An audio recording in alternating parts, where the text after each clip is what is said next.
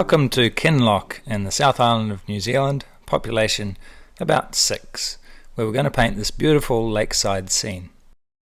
I'll be using acrylics to do the painting, but you could just as well use any opaque painting medium. I'll take you through the whole process from the sketch to the block-in to the finished painting, showing you how to create interesting textures and those finishing details right at the end of the painting.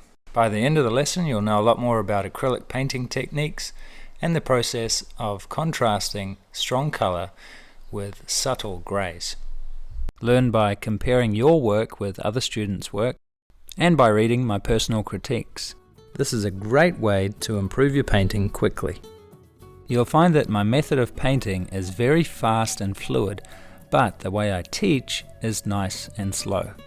So you'll find it a joy to paint quickly and confidently, following this lesson step by step, just like thousands of my students are all over the world. I suspect that if you've watched this video all the way to this point, then you're probably going to enjoy the lesson. So let's get started.